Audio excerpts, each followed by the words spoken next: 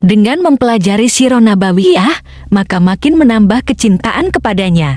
Semoga yang subscribe juga dimudahkan jalannya menuju surga. Silahkan tekan tombol like supaya postingan ini semakin tersebar. Dan tulis doa serta hajat pemirsa di kolom komentar. Semoga semakin banyak yang mengaminkan, maka semakin cepat terkabul. Nabi Sulaiman alaihi salam adalah manusia terkaya sepanjang sejarah kehidupan manusia di muka bumi. Dalam beberapa kitab suci seperti Al-Quran, Alkitab, dan Injil, Nabi Sulaiman alaihi salam dijelaskan sebagai manusia terkaya yang pernah hidup di muka bumi. Tidak ada satupun manusia yang bisa mengalahkan total kekayaannya hingga hari kiamat tiba. Para arkeolog telah menemukan situs peninggalan sejarah Islam yang mengungkap total kekayaan Nabi Sulaiman alaihi salam. Ernst bin Yosef, seorang profesor dari Tel Aviv University, seorang peneliti, ia menyatakan bahwa 3000 tahun yang lalu Nabi Sulaiman alaihi salam diperkirakan memiliki kekayaan senilai 2,2 triliun US dollar. Apabila dikonversikan dengan nilai mata uang rupiah, maka nilainya setara dengan 32.891.870 triliun rupiah.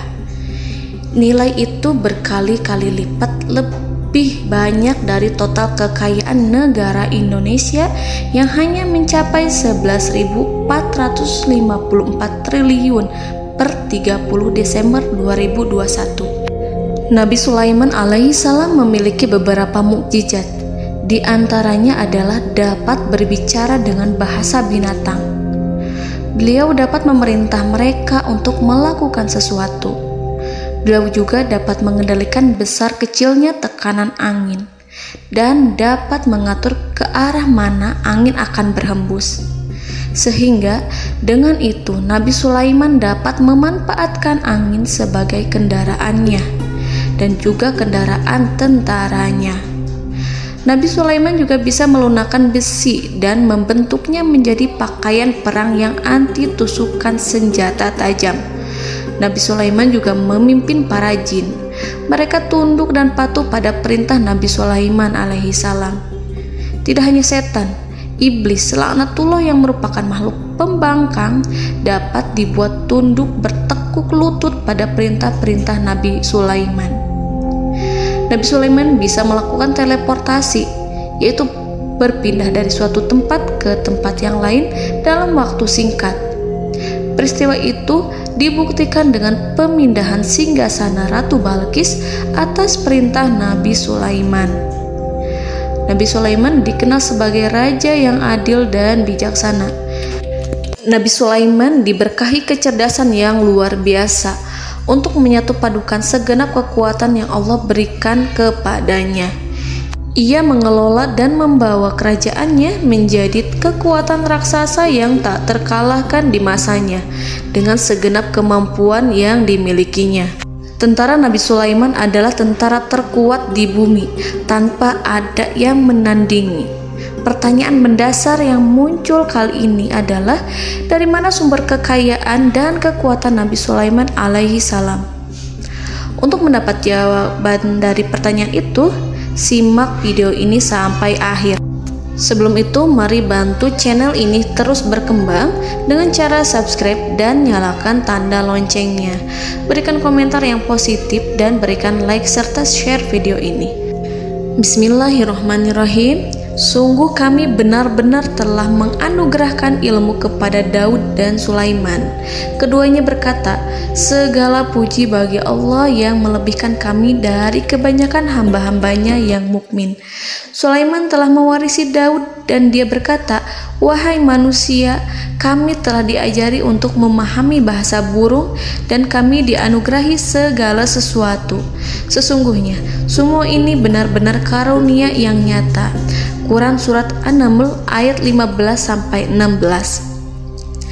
Saudara-saudaraku yang dirahmati Allah, pada ayat di atas disebutkan bahwa Sulaiman telah mewarisi Daud.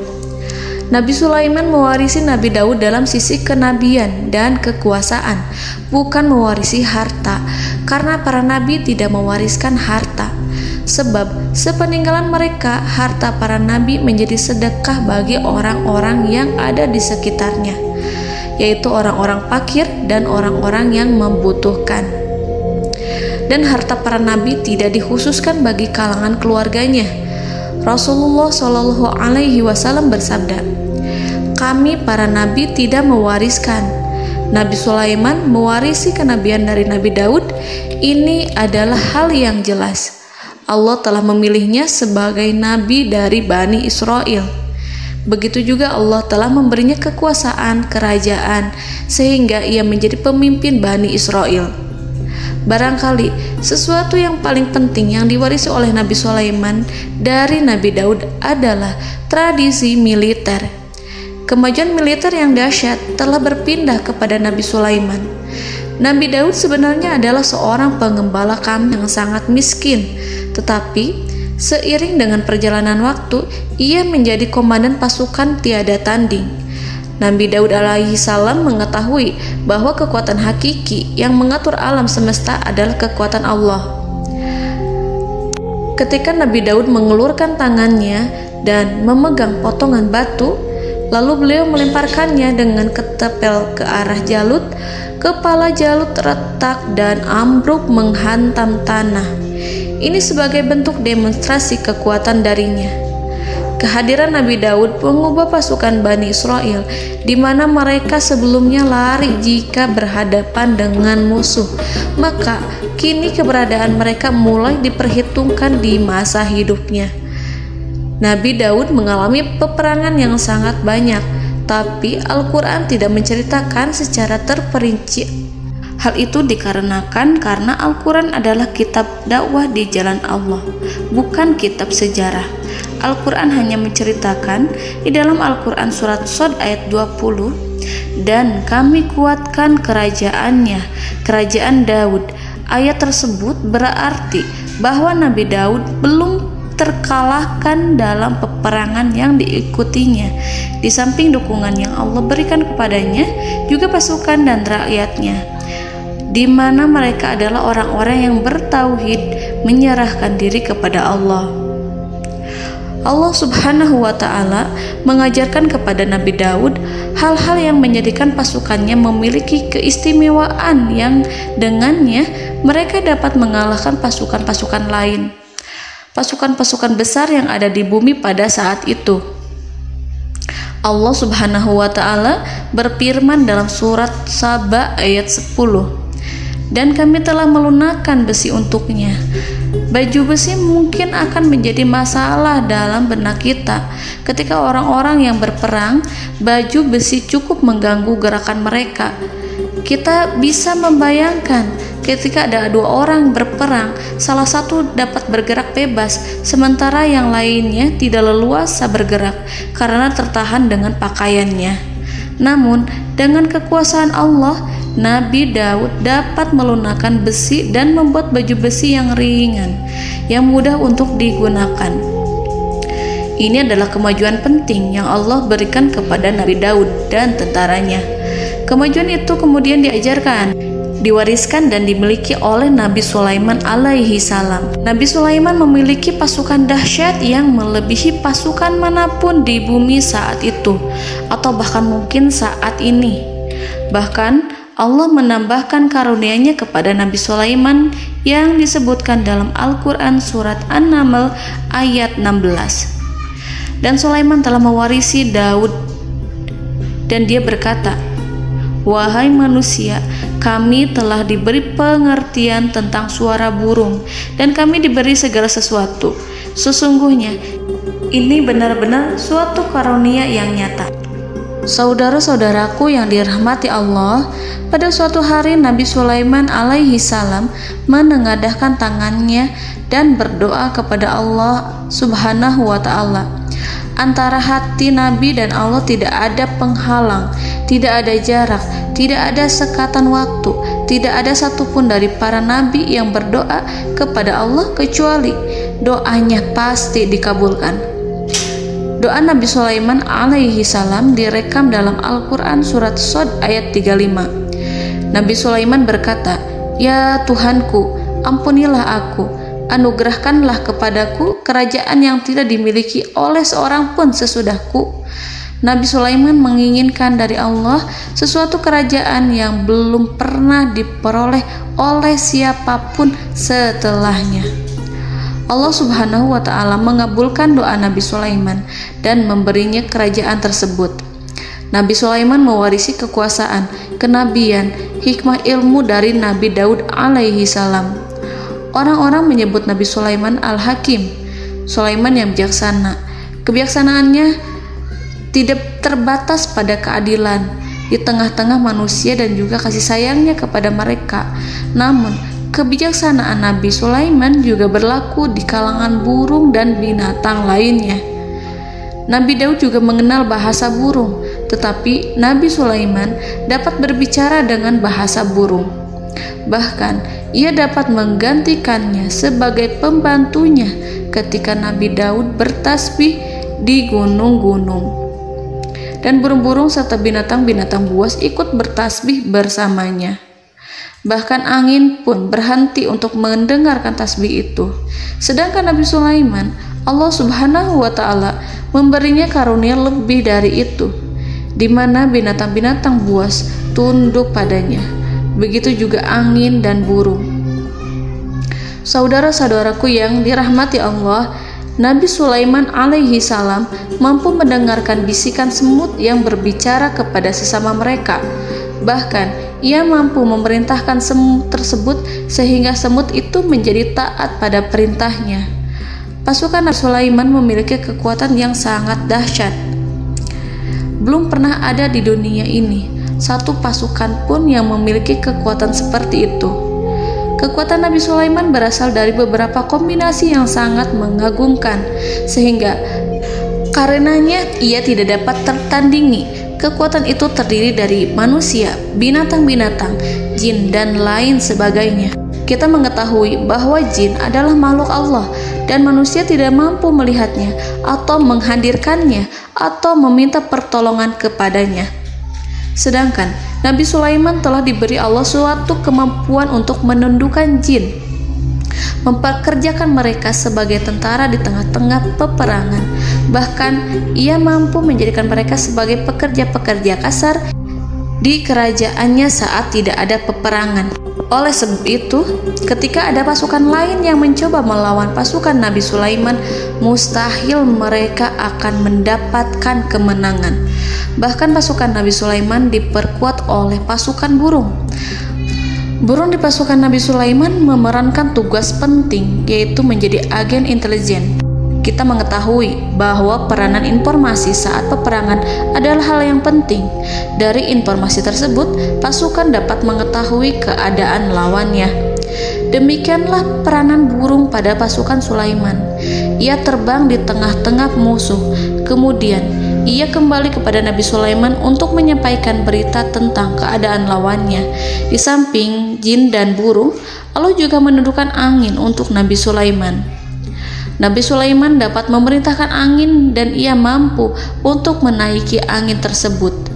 Dalam Al-Quran surat Shad ayat 36-40, Allah Subhanahu wa Ta'ala berfirman, "Kami tundukkan kepada angin yang berhembus dengan baik menurut kemana saja yang dikehendaki Sulaiman.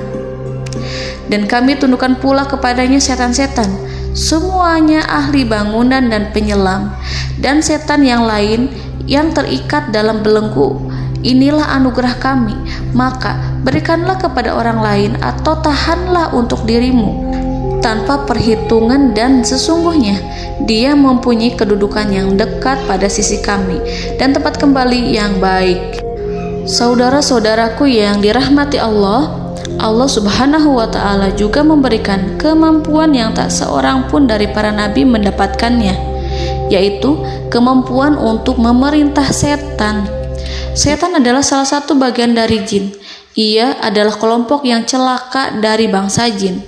Kelompok ini sebenarnya tidak mampu dikuasai oleh manusia, bahkan jin yang soleh tidak dapat mengatur setan.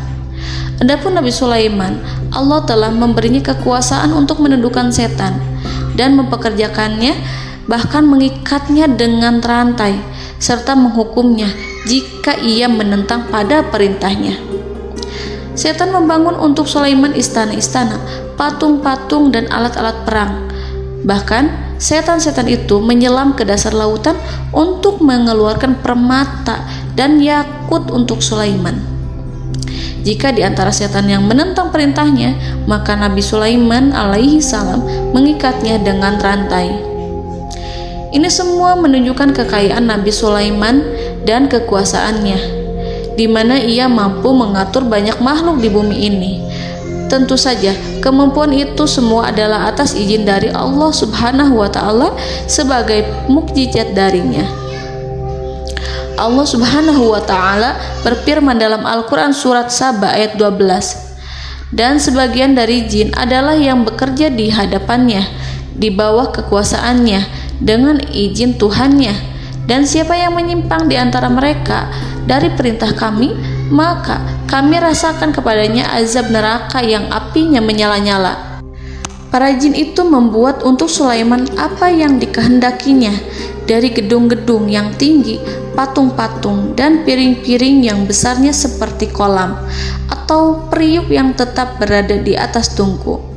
Saudara-saudaraku yang dirahmati Allah, Nabi Sulaiman yang bijaksana adalah penguasa yang tak tertandingi di muka bumi.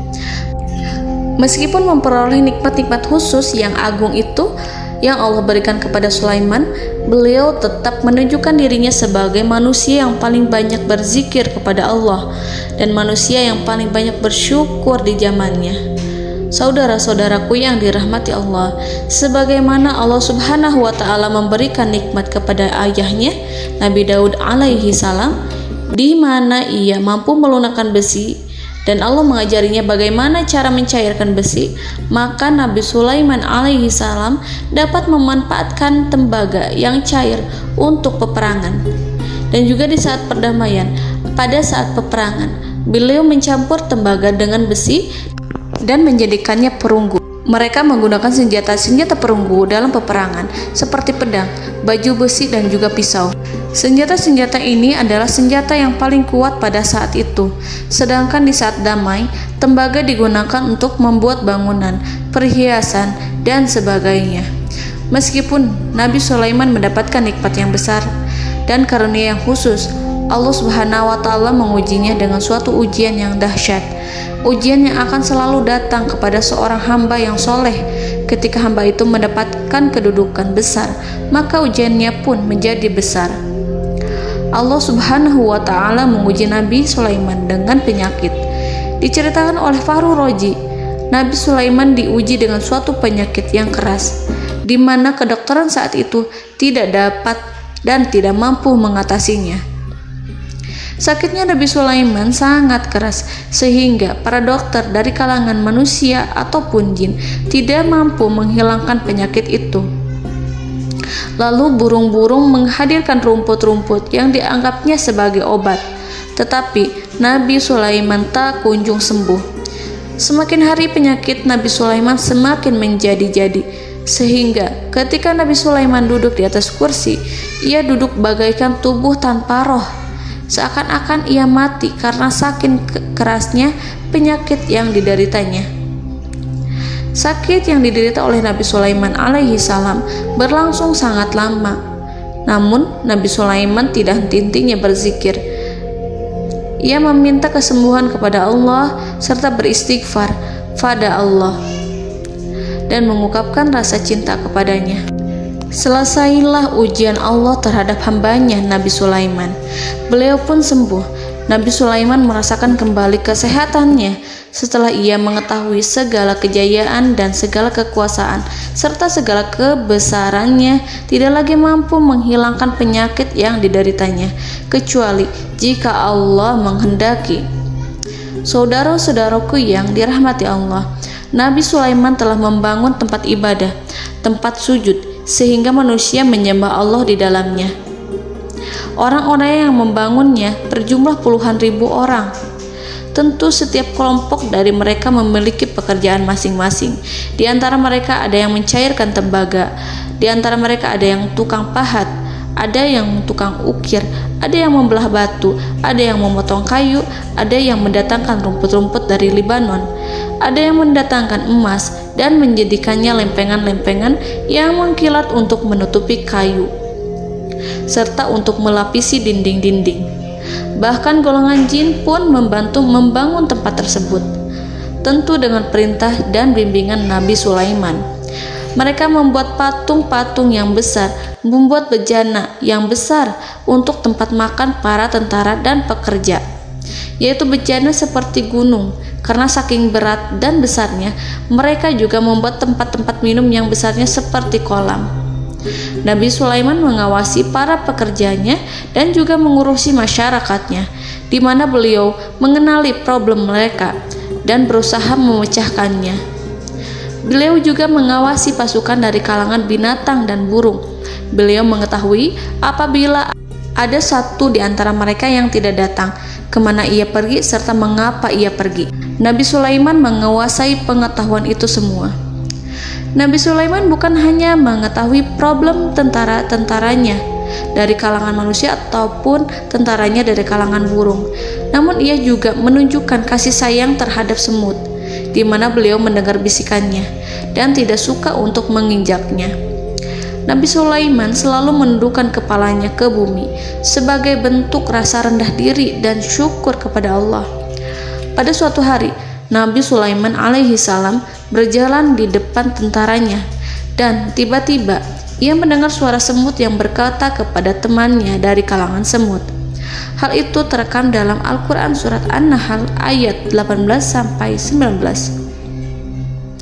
Wahai semut-semut, masuklah ke dalam sarang-sarangmu agar kamu tidak terinjak oleh Sulaiman. Sedangkan mereka tidak menyadarinya. Nabi Sulaiman alaihi salam tersenyum mendengar itu dan ia berdoa, Ya Allah, ya Tuhanku, berilah aku ilham untuk tetap mensyukuri nikmat-Mu yang telah Engkau anugerahkan kepadaku dan kepada kedua orang ibu bapakku, dan untuk mengerjakan amal soleh yang Kau ridhoi, dan masukkanlah aku ke dalam rahmat-Mu, ke dalam golongan hamba-hamba-Mu yang soleh. Saudara-saudaraku yang dirahmati Allah, meskipun Nabi Sulaiman mendapatkan kekuasaan dan memiliki tentara yang besar, namun beliau menunjukkan kasih sayang terhadap bangsa semut. Beliau mendengarkan bisikannya dan melihat semut yang ada di depannya. Oleh karena itu, tak mungkin baginya untuk menginjak golongan semut itu. Nabi Sulaiman bersyukur kepada Allah telah memberinya nikmat, yaitu nikmat rahmat dan kasih sayang. Di samping itu, Nabi Sulaiman alaihi salam adalah orang paling kaya di dunia. Istananya terbuat dari kayu gaharu yang memiliki wangi harum. Istananya terbuat dari emas yang terkadang dari kristal. Beliau juga memiliki kursi besar yang terbuat dari emas dan permata. Istana Nabi Sulaiman merupakan istana yang paling besar di dunia. Nabi Sulaiman menggunakan pakaian dari emas dan permata. Meskipun demikian, Nabi Sulaiman tetap menunjukkan sebagai hamba yang berserah diri dan rendah diri di hadapan Allah Subhanahu wa Ta'ala, dan sederhana di depan manusia. Nabi Sulaiman yang merendahkan diri di hadapan Allah, ia selalu sujud kepada Allah sebagaimana ayahnya yang selalu bertasbih pada Allah. Nabi Sulaiman selalu melantunkan lagu-lagu cinta ilahi dan hanya memuji Allah Subhanahu wa Ta'ala.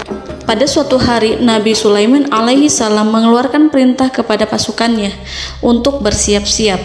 Kemudian Nabi Sulaiman keluar dan memeriksa pasukannya satu demi satu. Kelompok yang pertama adalah kelompok manusia. Nabi Sulaiman memperhatikan kesiapan mereka. Lalu Nabi Sulaiman mengeluarkan perintah-perintah kepada mereka. Kemudian Nabi Sulaiman memeriksa kelompok jin dan menyampaikan perintahnya kepada mereka. Beliau memenjarakan jin yang tampak bermalas-malasan saat bekerja. Lalu beliau memeriksa binatang dan berkata kepada mereka, apakah mereka sudah makan dengan baik? Apakah mereka tidur dengan nyenyak? Apakah ada yang mengadu pada mereka, misalkan karena penyediaan suatu ataukah karena makanan yang tidak layak? Apakah ada di sana yang sakit dan lain sebagainya? Semuanya diperiksa oleh Nabi Sulaiman. Ketika Nabi Sulaiman merasa puas dengan semuanya, Nabi Sulaiman memasuki tenda tempat berkumpulnya para burung. Nabi Sulaiman alaihissalam kemudian memasuki tenda tersebut, mengamati keadaan di sekitarnya, sehingga beliau mengetahui bahwa ada satu burung yang tidak hadir, yaitu burung hudhud. Nabi Sulaiman berkata yang diabadikan dalam Quran surat An-Naml ayat 20. Mengapa aku tidak melihat burung hudhud? Burung-burung yang lain tampak terdiam sebagai penghormatan, dan mereka mendengarkan apa yang akan dikatakan pemimpin mereka. Nabi Sulaiman mengarahkan pandangannya pada semua burung dan tidak menemukan burung hudhud di antara mereka. Tak seekor burung pun yang mengetahui keberadaannya. Burung hudhud absen pada apel wajib kali ini. Nabi Sulaiman mulai menampakkan kemarahannya. Tiba-tiba seekor burung kecil memberanikan diri untuk berkata kepada Nabi Sulaiman, "Wahai Nabi yang mulia, seharusnya hudhud ada bersamaku kemarin untuk melaksanakan tugas penyelidikan. Ia adalah pemimpin misi, namun burung hudhud belum datang. Oleh karena itu aku tidak pergi bersamanya." Burung itu tampak gemetar. Nabi Sulaiman mengetahui bahwa hudhud tidak hadir dan tak seorang pun mengetahui kemana ia pergi. Burung hudhud pergi tanpa izin terlebih dahulu. Dalam keadaan marah, Nabi Sulaiman berkata, "Sungguh aku benar-benar akan mengazabnya dengan azab yang sangat keras atau benar-benar menyembelihnya, kecuali jika ia benar-benar datang kepadaku dengan alasan yang jelas." Kawanan burung-burung yang mengetahui bahwa Nabi Sulaiman sedang marah dan telah menetapkan untuk menyiksa burung hudhud atau menyembelihnya atau justru memaafkannya dengan syarat ia datang dengan membawa alasan yang dapat menyelamatkannya, atau dengan kata lain, burung hudhud dapat memastikan bahwa ia melaksanakan tugas yang penting. Nabi Sulaiman menunjukkan kemarahan yang besar sehingga siapapun akan merasa takut kepada Nabi Sulaiman yang marah. Seekor burung tampak gemetar, ketakutan melihat kemarahan Nabi Sulaiman. Lalu beliau mengulurkan tangannya ke burung itu dan memegang-megang kepalanya, sehingga burung itu pun merasa tenang dan rasa takutnya hilang. Nabi Sulaiman kemudian pergi dari tempat burung tersebut. Nabi Sulaiman masih memikirkan keadaan burung hudhud. Seharusnya burung hudhud menjadi bagian penting dari badan intelijen. Apakah ia pergi untuk menyingkap suatu, atau apakah ia pergi hanya untuk bermain-main? Nabi Sulaiman telah memperhatikan dan mengetahui bahwa burung hudhud adalah seekor burung yang cerdik dan juga fasih berbicara. Terkadang Nabi Sulaiman mendapati burung hudhud sedang bermain-main dan menunda-nunda pekerjaannya. Namun ketika Nabi Sulaiman melihatnya, burung hudhud memahami bahwa perbuatannya tidak benar. Oleh karena itu, ia tidak boleh menyampur adukan antara waktu serius dan waktu bermain. Tidak lama setelah itu, burung hudhud tiba di tempat para burung. Burung-burung yang lain berkata kepadanya, "Wahai hudhud, pergilah engkau ke tempat Nabi Sulaiman. Jika ia mengetahui bahwa engkau telah sampai, jiwamu benar-benar terancam." Mendengar itu, burung hudhud segera beranjak. Ia terbang menemui Nabi Sulaiman. Pada waktu itu, Nabi Sulaiman sedang duduk bersama tentaranya yang lain. Burung hudhud berdiri. Ia telah merencanakan untuk memulai pembicaraan dengan Nabi Sulaiman sebelum Nabi Sulaiman bertanya kepadanya kemana dia pergi.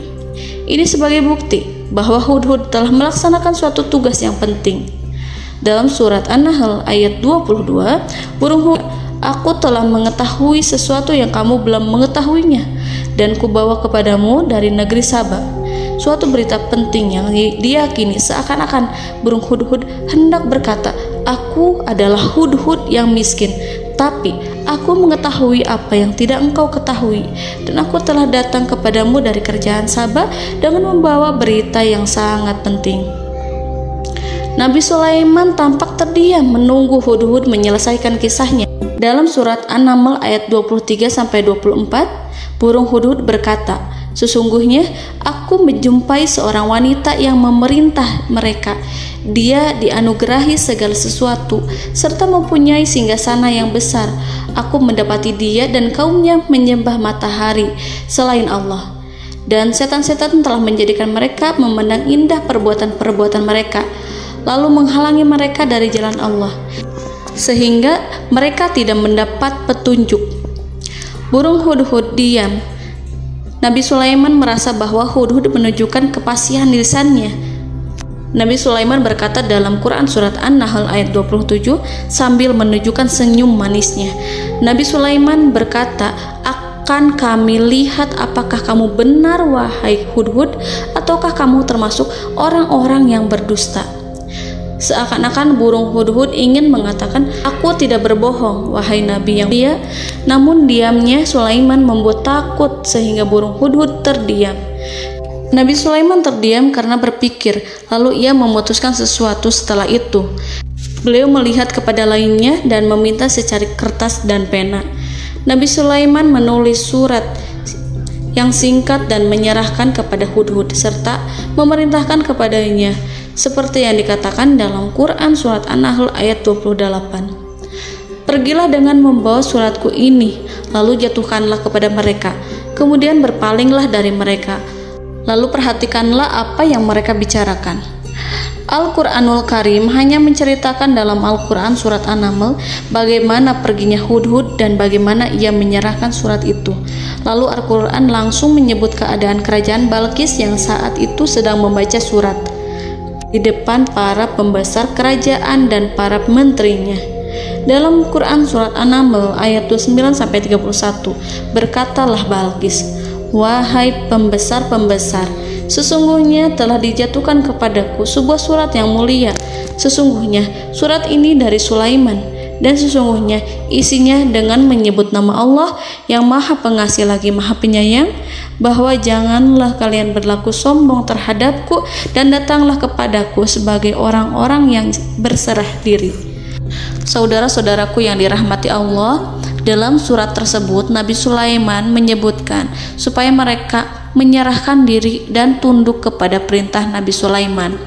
Nabi Sulaiman memerintahkan agar mereka meninggalkan penyembahan terhadap matahari. Nabi Sulaiman tidak mempersoalkan akidah mereka dan tidak memuaskan mereka dengan apapun. Nabi Sulaiman hanya memerintahkan bahwa ia berada di atas kebenaran. Bukankah ia didukung kekuatan yang berlandaskan keyakinan yang dimilikinya? Nabi Sulaiman hanya memerintahkan mereka agar tunduk dan patuh kepadanya. Ratu Sabak menyampaikan surat tersebut di tengah-tengah kaumnya. Dalam Quran surat An-Naml ayat 32 dijelaskan, "Dan berkatalah Balqis, wahai para pembesar, berilah aku pertimbangan dalam urusanku ini. Aku tidak pernah memutuskan sesuatu persoalan sebelum kamu berada dalam majelisku." Saudara-saudaraku yang dirahmati Allah, para pembesar istana Balqis menentang surat tersebut. Isi surat itu membangkitkan kesombongan kaum Saba, di mana mereka merasa lebih kuat. Mereka mengetahui bahwa di sana ada seorang yang mencoba menentang mereka dan mengisyaratkan peperangan kepada mereka. Lalu ia meminta kepada mereka untuk memenuhi syarat-syaratnya sebelum terjadinya peperangan dan kekalahan. Dalam surat An-Nahl ayat 33, mereka menjawab, "Kita adalah orang yang memiliki kekuatan dan juga memiliki keberanian yang sangat besar dalam peperangan, dan keputusan berada di tanganmu, wahai ratuku. Maka pertimbangkanlah apa yang akan kamu perintahkan." Saudara-saudaraku yang dirahmati Allah, para pembesar kaum Saba seakan ingin berkata, "Kita siap untuk melaksanakan perang." Tampaknya ratu itu memiliki kebijakan yang lebih baik dari pembesar kaumnya. Surat Sulaiman itu membuatnya berpikir lebih jernih dan lebih berhati-hati. Ia berusaha sebisa mungkin menghindari peperangan. ratu itu berpikir dalam tempo yang lama. Nama Sulaiman tidak diketahuinya dan ia pun belum pernah mendengarnya. Oleh karena itu, Ratu kaum Saba tidak mampu mengetahui dan mendeteksi seberapa besar kekuatan Nabi Sulaiman. Boleh jadi Nabi Sulaiman memiliki kekuatan yang dahsyat, sehingga ia mampu memerangi kekuasaannya dan mengalahkannya. Kemudian Ratu memperhatikan apa yang ada di sekelilingnya. Ia melihat kemajuan masyarakatnya dan juga kekayaannya. Barangkali ia mengira bahwa Nabi Sulaiman iri terhadap kemajuan dan kekayaannya itu, sehingga Nabi Sulaiman ingin menyerangnya. Setelah mempertimbangkan isi surat Nabi Sulaiman dengan cermat, Ratu Saba memilih untuk tidak bersikap ceroboh dan bodoh. Ratu lebih suka untuk menggunakan bahasa kelembutan. Ia mengirim kepada Nabi Sulaiman suatu hadiah yang besar. Ratu mengira bahwa Nabi Sulaiman seorang yang ambisius, yang boleh jadi ia telah mendengar tentang kekayaan kerajaan Saba. Para utusan pergi dengan membawa hadiah dari Ratu Saba. Ratu berharap agar mereka dapat memasuki kerajaan Nabi Sulaiman dan akan mengetahui kondisi kerajaannya. Saat mereka pulang, Ratu ingin mendengar secara langsung dari mereka tentang bagaimana keadaan kaum Nabi Sulaiman dan pasukannya. Setelah mendapatkan informasi yang cukup, maka Ratu Balqis dapat membuat sesuatu keputusan yang tepat. Ratu menyembunyikan apa yang terlintas dalam pikirannya, lalu ia berbicara kepada pembesar istananya bahwa ia dapat menyingkap niat jahat Raja Sulaiman melalui cara mengirimkan hadiah kepadanya. Ratu lebih memilih cara tersebut dan menunggu reaksi dari Nabi Sulaiman. Ratu berhasil memuaskan para pembesar istana, dan untuk sementara ia menghilangkan ide untuk berperang. Karena para raja jika menyerang suatu desa, maka pemimpin desa tersebut adalah orang yang paling banyak mendapatkan kehinaan. Akhirnya, para pembesar kaumnya merasa puas dengan pikiran Ratu Balqis. Saudara-saudaraku yang dirahmati Allah, dalam surat An-Naml ayat 34-35 dijelaskan, Ratu Balqis berkata, "Sesungguhnya raja-raja apabila memasuki suatu negeri, niscaya mereka akan membinasakannya dan menjadikan penduduknya yang mulia menjadi hina, dan demikian pula lah yang akan mereka perbuat. Dan sesungguhnya aku akan mengirim utusan kepada mereka dengan membawa hadiah, dan aku akan menunggu apa yang akan dibawa kembali oleh utusan itu." Kemudian sampailah hadiah dari Ratu Balqis kepada Nabi Sulaiman. Para intelijen Nabi Sulaiman memberitahunya bahwa utusan Balqis datang dengan membawa hadiah. Nabi Sulaiman langsung mengetahui bahwa Ratu Balqis itu sengaja mengirim orang-orangnya untuk mengetahui atau untuk mendapatkan informasi tentang kekuatannya. Lalu setelah itu ia akan mengambil keputusan atau mengambil sikap kepada kerajaan Sulaiman. Nabi Sulaiman segera memanggil semua pasukannya untuk berkumpul. Utusan Balqis segera memasuki istana Nabi yang dipenuhi dengan pasukan yang besar bersenjata. Melihat itu, utusan Ratu Balqis tercengang dan terkejut ketika mereka melihat kekayaan yang mereka bawa tidak ada apa-apanya dibandingkan dengan kerajaan Nabi Sulaiman. Hadiah mereka tampak tidak berarti. Emas yang mereka bawa tampak tidak memiliki makna saat mereka memasuki istana Nabi Sulaiman yang terbuat dari kayu-kayu pohon gaharu yang mengeluarkan bau yang harum serta dihiasi dengan emas permata. Para utusan Ratu Balqis berdiri bersama Nabi Sulaiman dan menyaksikan bagaimana Nabi Sulaiman mengendalikan pasukannya. Kemudian mereka mulai berpikir tentang kekuatan dan kualitas pasukan Nabi Sulaiman. Betapa kagetnya mereka ketika melihat di tengah-tengah pasukan itu terdapat singa, burung, dan tentara dari kalangan manusia yang mampu terbang. Mereka pun sadar bahwa mereka di hadapan pasukan yang tiada tandingannya. Selesailah demonstrasi pasukan Nabi Sulaiman. Kemudian para utusan ratu dipersilahkan maju ke tempat hidangan makanan. Para utusan itu sangat terkejut ketika melihat berbagai macam makanan dari penjuru dunia ada di depannya. Dan di antara makanan itu terdapat pula makanan yang biasa ditemukan di negeri mereka. Tetapi mereka melihat bahwa makanan itu memiliki rasa yang lebih istimewa. Selain itu, piring-piring yang ada di depan mereka dan dijadikan tempat makan tersebut terbuat dari emas, dan mereka dilayani oleh laki-laki yang berhias dengan emas. Di meja makan itu terdapat burung, ikan laut, dan berbagai macam daging yang mereka tidak mampu lagi membedakan daging apa itu. Nabi Sulaiman tidak makan bersama mereka, tapi beliau makan dengan menggunakan piring yang terbuat dari kayu. Beliau memakan roti yang kering yang dicampur dengan minyak. Inilah makanan yang dipilih Nabi Sulaiman. Makan bersama mereka dalam keadaan diam, mereka merasa kehadiran Nabi Sulaiman menciptakan suatu wibawa yang luar biasa. Selesai perjamuan itu, lalu dengan sangat malu mereka menyerahkan hadiah dari Ratu Balqis kepada Nabi Sulaiman. Hadiah itu berupa emas yang bagi mereka hadiah itu sangat bernilai tinggi. Tapi di sini hadiah itu tampak kecil di hadapan kekayaan-kekayaan Nabi Sulaiman yang sangat mengagumkan. Nabi Sulaiman memperhatikan hadiah dari Ratu Balqis itu dan berkata dalam Quran surat An-Naml ayat 36. Maka tatkala utusan itu sampai pada Sulaiman, Sulaiman berkata, "Apakah patut kamu menolong aku dengan harta? Maka apa yang diberikan Allah kepadaku lebih baik daripada apa yang diberikannya kepadamu. Tetapi kamu merasa bangga dengan hadiahmu." Saudara-saudaraku, Raja Sulaiman menyingkap dengan kata-katanya yang singkat. Itu penolakannya terhadap hadiah mereka. Ia memberitahu utusan itu bahwa ia tidak menerima hadiah tersebut.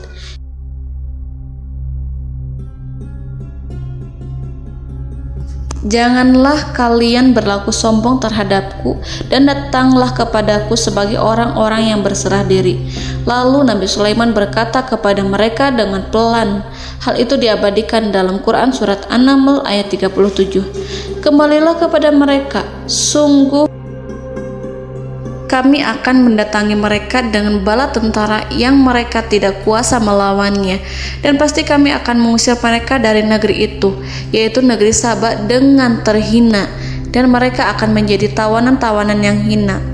Saudara-saudaraku yang dirahmati Allah, Nabi Sulaiman kemudian meninggalkan para utusan ratu setelah terlebih dahulu mengancam mereka.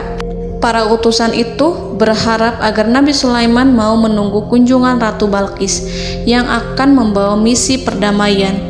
Akhirnya sampailah para utusan Ratu Balqis ke negeri Saba. Mereka segera menuju istana sang ratu. Mereka memberitahu bahwa negeri mereka sedang ada di ujung tanduk. Mereka menceritakan kepada ratu tentang kekuatan Nabi Sulaiman dan tidak mungkin bagi mereka mampu melawannya. Mereka meyakinkan Ratu Balqis bahwa ia harus mengunjunginya dan melihat sendiri bagaimana kebesaran kerajaan Nabi Sulaiman. Kemudian ratu menyiapkan dirinya untuk pergi menuju kerajaan Nabi Sulaiman. Nabi Sulaiman duduk di kursi kerajaan di tengah-tengah para pembesarnya dan para menterinya serta para komandan pasukannya. Beliau berpikir tentang sosok Ratu Balqis. Nabi Sulaiman mengetahui bahwa Ratu Balqis menuju tempatnya. Balqis dikelilingi rasa takut. Nabi Sulaiman berpikir sejenak tentang bagaimana matahari disembah.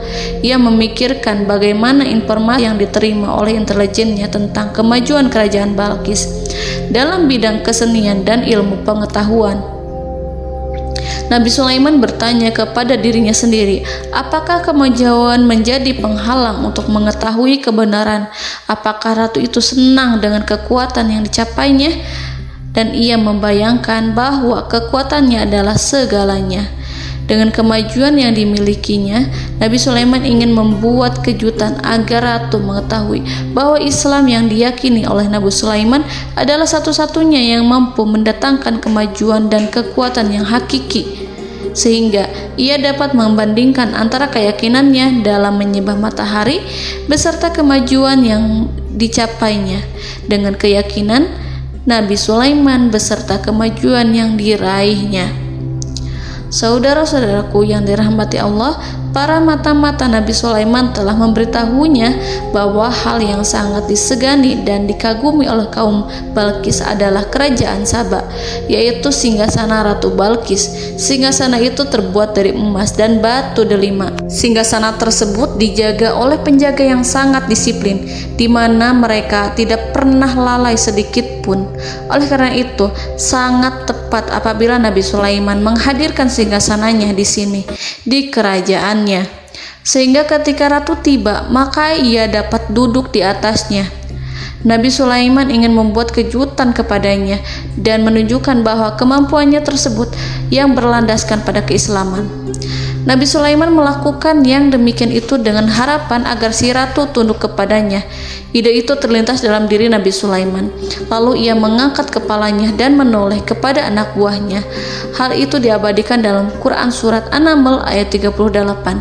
Wahai para pembesar, siapakah di antara kamu sekalian yang sanggup membawa singgasananya kepadaku sebelum mereka datang kepadaku sebagai orang-orang yang berserah diri? Saudara-saudaraku, perhatikanlah ungkapan pikiran Nabi Sulaiman tersebut. Semua pemikirannya berkisar tentang keislaman para penyembah matahari, tentang bagaimana beliau dapat memberikan petunjuk kepada mereka di jalan Allah. Yang pertama menjawab pertanyaan Nabi Sulaiman adalah jin Ifrit. Dalam Quran Surat An-Naml ayat 39, berkatalah Ifrit yang cerdik dari golongan jin, aku akan datang kepadamu dengan membawa singgasana itu sebelum kamu berdiri dari tempat dudukmu. Sesungguhnya aku benar-benar kuat untuk membawanya, lagi dapat dipercaya. Nabi Sulaiman berdiri dari tempat duduknya setelah 1 atau 2 jam. Jin itu berjanji kepadanya untuk menghadirkan singgasana Balkis sebelum itu. Istana Nabi Sulaiman di Palestina, sedangkan istana Balkis terletak di Yaman. Antara singgasana tersebut dengan singgasana Nabi Sulaiman berjarak lebih dari ribuan mil. Barangkali pesawat yang cepat sekalipun yang kita kenal hari ini tidak akan mampu membawa dan mendatangkan istana itu dalam waktu 1 jam. Tetapi masalahnya di sini berhubung dengan kekuatan jin yang serba misterius. Nabi Sulaiman tidak mengomentari sedikit pun terhadap apa yang dikatakan oleh Ifrit. Nabi Sulaiman tampak menunggu tanggapan dari yang lain yang mampu menghadirkan singgasana Balkis yang lebih cepat dari jin Ifrit. Nabi Sulaiman menoleh kepada seorang di sana yang duduk di atas naungan. Hal itu diceritakan dalam Quran Surat An-Naml ayat 40. Berkatalah seorang yang mempunyai ilmu dari Alkitab, aku akan membawa singgasana itu kepadamu sebelum matamu berkedip. Maka tatkala Sulaiman melihat singgasana itu terletak di hadapannya, ia pun berkata, ini termasuk karunia Tuhanku untuk menguji aku, apakah aku akan bersyukur atau mengingkari nikmatnya. Dan barang siapa yang bersyukur, maka sesungguhnya dia bersyukur untuk kebaikan dirinya sendiri. Dan barang siapa yang ingkar, maka sesungguhnya Tuhanku maha kaya lagi maha mulia. Saudara-saudaraku, belum lama seorang yang mempunyai ilmu dari Alkitab menyatakan kalimatnya, sehingga singgasana itu tiba-tiba ada di depan Nabi Sulaiman yang mampu menghadirkan singgasana itu lebih cepat dari kedipan mata. Al-Quranul Karim tidak menyingkap kepribadian seorang yang menghadirkan singgasana itu. Al-Quran hanya menggarisi bahwa orang itu mempunyai ilmu dari Alkitab. Al-Quran tidak menjelaskan kepada kita apakah ia seorang malaikat ataukah manusia ataukah jin. Al-Quran sengaja tidak menyingkap informasi tersebut. Saudara-saudaraku yang dirahmati Allah, setelah melihat singgasana itu, Nabi Sulaiman bersyukur kepada Allah. Ia mulai memperhatikan singgasana sang ratu.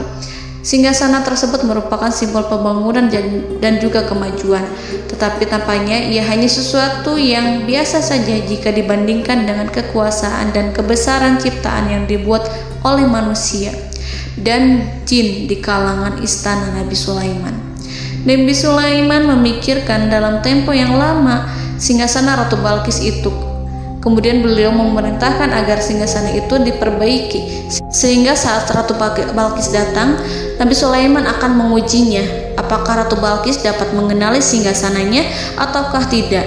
Dalam Al-Quran surat An-Naml ayat 41, Nabi Sulaiman berkata, "Ubahlah baginya singgasananya, maka kita akan melihat apakah dia mengenal ataukah dia termasuk orang-orang yang tidak mengenalnya." Saudara-saudaraku yang dirahmati Allah, Nabi Sulaiman memerintahkan agar dibangun istana yang akan digunakan untuk menyambut Ratu Balqis. Nabi Sulaiman memilih tempat di laut dan ia memerintahkan agar dibangun suatu istana di mana sebagian besar terdiri dari air laut. Nabi Sulaiman memerintahkan agar lantainya itu terbuat dari kaca yang tebal dan kuat sehingga orang-orang yang berjalan di atas istana itu akan dapat melihat di bawahnya ada ikan-ikan yang berwarna-warni yang berenang-renang ke sana kemari, dan mereka akan melihat rumput-rumput laut yang bergerak-gerak. Akhirnya, selesailah pembangunan istana itu. Saking bersihnya kaca lantainya sehingga tampak di sana tidak ada kaca. Burung hudhud memberitahu Nabi Sulaiman bahwa Ratu Balqis telah sampai di dekat kerajaannya. Kemudian Ratu Balqis datang. Al-Quran tidak menyebutkan keadaan Nabi Sulaiman saat menyambut Balqis, namun Al-Quran menunjukkan dua sikap Ratu Balqis ketika pertama kali datang. Yang pertama, bagaimana sikap Ratu Balqis ketika pertama kali melihat singgasananya yang datang mendahuluinya, padahal ia telah meninggalkan pengawalnya untuk setia menjaga singgasana itu. Keadaan kedua adalah keadaan ketika di depan istana yang dibangun untuk menyambut Ratu Balqis. Istana itu penuh dengan permata dan banyak ikan berenang di bawahnya. Dalam Quran surat An-Naml ayat 42 dijelaskan, dan ketika Balqis datang, ditanyakanlah kepadanya, "Serupa inikah singgasanamu?" Balqis menjawab, "Seakan-akan singgasana ini adalah singgasanaku.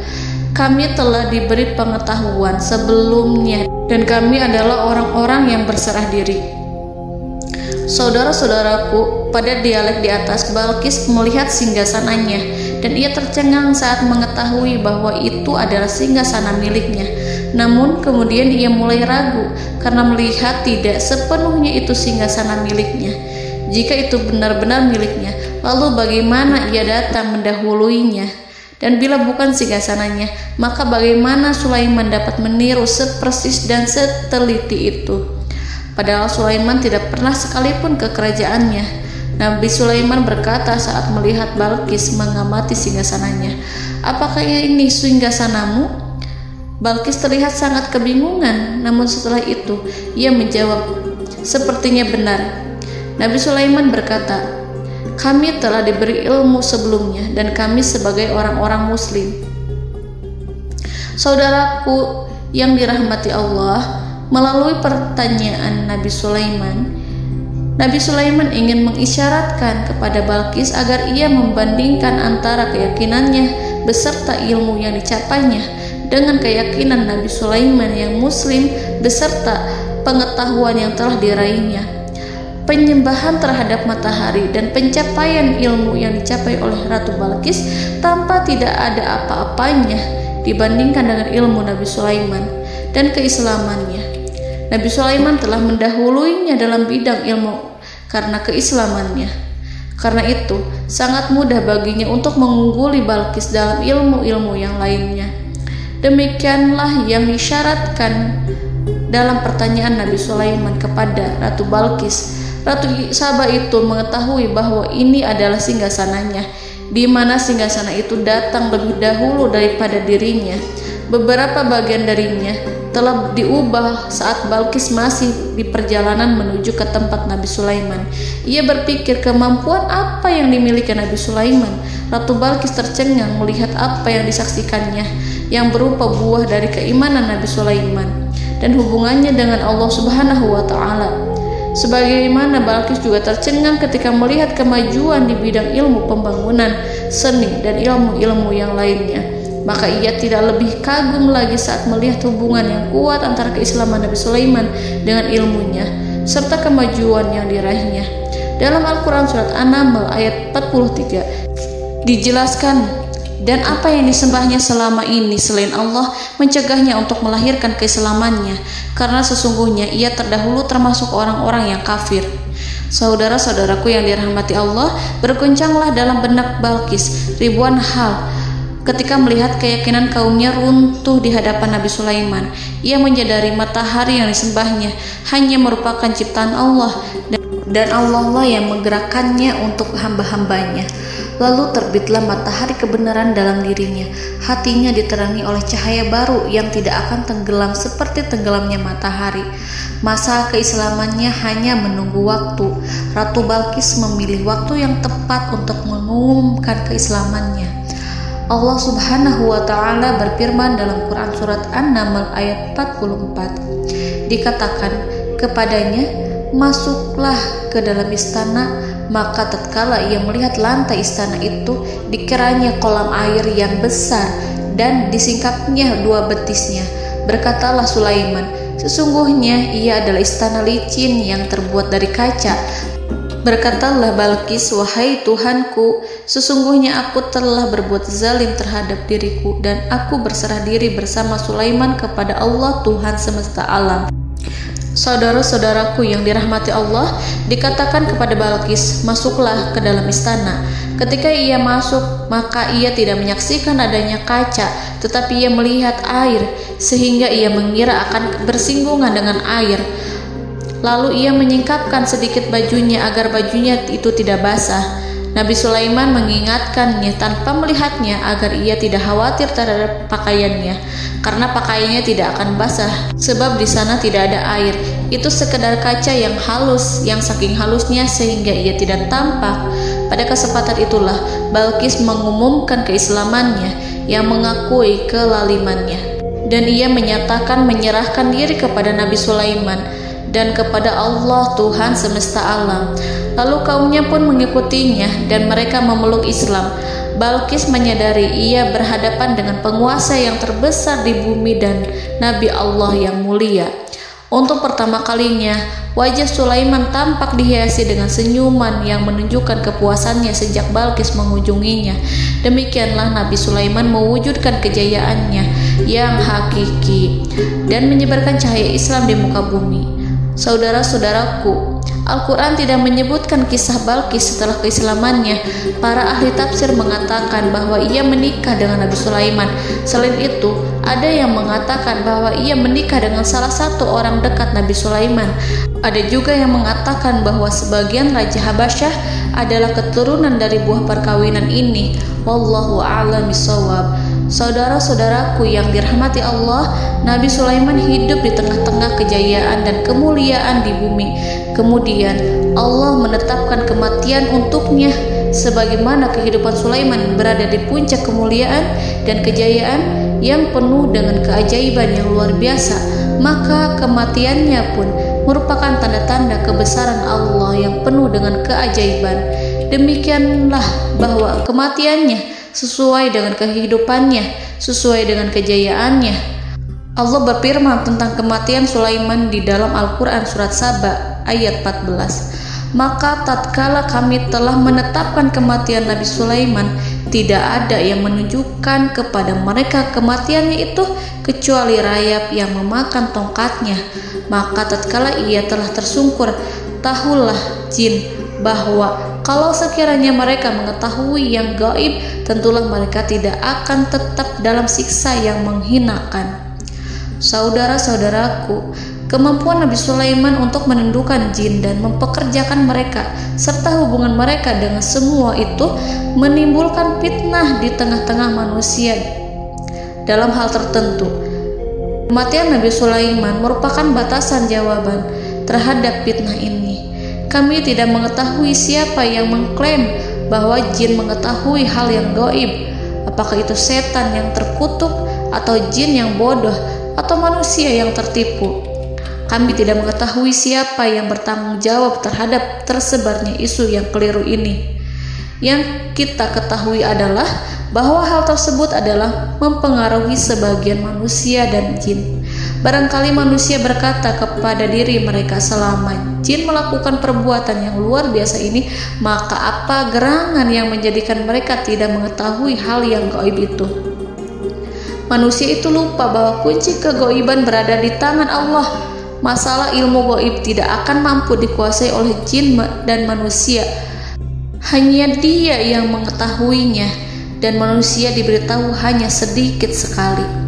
Saudara-saudaraku yang dirahmati Allah, seakan-akan Allah telah merencanakan bahwa kematian Sulaiman bertujuan untuk menghancurkan pemikiran itu, yaitu pemikiran bahwa jin mengetahui hal-hal yang gaib. Jin bekerja untuk Nabi Sulaiman selama beliau hidup, dan tatkala beliau meninggal, maka tugas mereka menjadi bebas. Nabi Sulaiman meninggal tanpa diketahui oleh jin, sehingga mereka tetap bekerja untuk mereka, tetap mengabdi kepada Sulaiman.